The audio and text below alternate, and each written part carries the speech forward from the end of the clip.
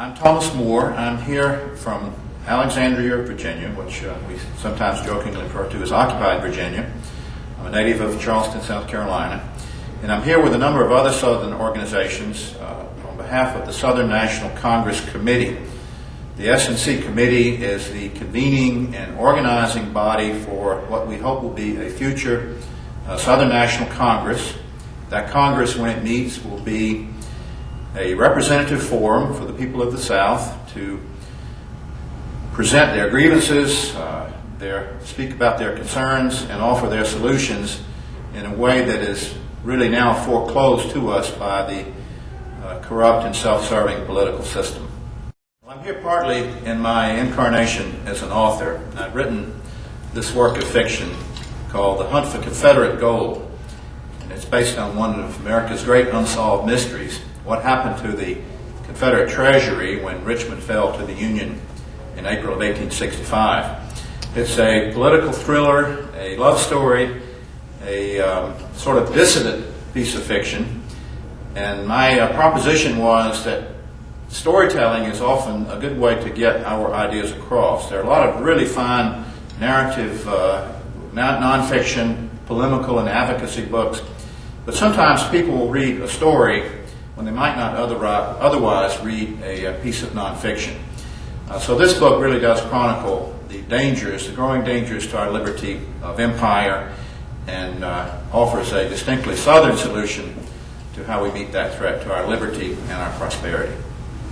You know, we Southerners sometimes flatter ourselves, because of our historical experience, that secession is a Southern thing. It is by no means a Southern thing. We have people from New England, people from the Southwest, Alaska, and the Pacific Northwest. And what this tells me is that everyone around this country, not just Southerners, is yearning for liberty, yearning for a rediscovery of their local roots, of local autonomy and self-determination. It's true that we perhaps have all arrived at this common position from different perspectives. Some people want to be free of the red states. Some people want to be free of the blue states. What I have discovered is that those old categories, the old left-right, conservative, liberal dichotomies, really no longer apply in today's situation. All of those old categories have been reshuffled, as it were. And I find that where we have common ground in a sort of rough way as libertarian populists, does allow us to work together because we're not seeking to impose our particular culture or regional solution on the other. The South and its people are distinct people, and that's true of the people of Hawaii and Puerto Rico, the people of the Pacific Northwest, the people of New England. And in the idea of secession and local autonomy and local self-determination, people are free to be who they are without some centralized unitary system imposing itself and leveling all of those differences. So that's how we can achieve this, because we respect the differences of each other.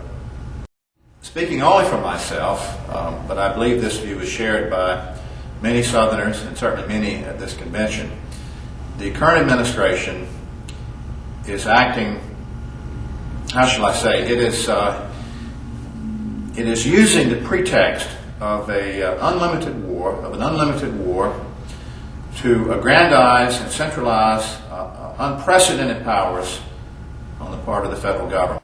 The Bush administration is acting in a way that threatens our basic liberty by undermining our ancient right of habeas corpus, and that is the foundation of all civil and political liberty, going all the way back to Magna Carta in 1215.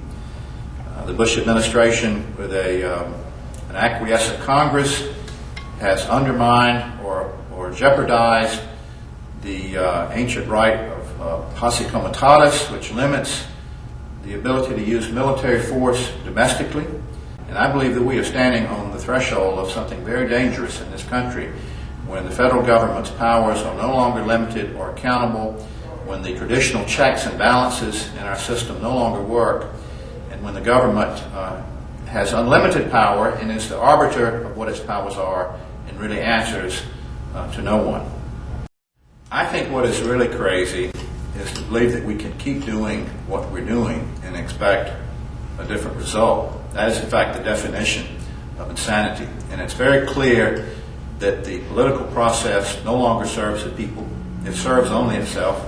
Congress doesn't represent the people or the American interest. It has sold itself to the highest bidder, which usually means, not always, but usually the big corporate and money interests.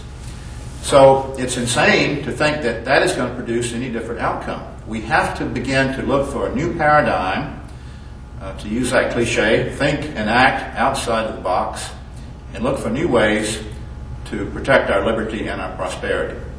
Most people can only imagine what they are used to or what they have been indoctrinated into accepting. And that is a vast empire governed by a centralized, unitary government from Washington. But there's no inherent reason why that must continue to exist. And frankly, it is so inefficient and incompetent that it can't exist much longer anyway. But eventually it will implode, much in the same way that the Soviet Union did, and for many of the same reasons. I think we need to be radical in the sense that that word comes from the Latin meaning roots. We need to go back to our roots and rediscover the principles and the ethos that founded what was once a great republic of liberty and prosperity. I believe what we're doing is to create alternative, parallel institutions that have the legitimacy or the moral authority that the American empire is losing.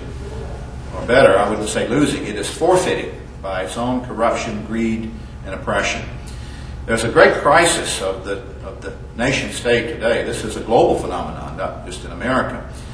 And so in order to succeed in seceding, shall we say, we have to begin to create local institutions that people can transfer their allegiance to. There's great power in our refusal, in exercising our limited sovereignty to say no to the criminal misbehavior of the empire. But that by itself is not enough. We have to begin to create solutions. We have to begin to create institutions to which people can transfer their allegiance as they withdraw it from the empire.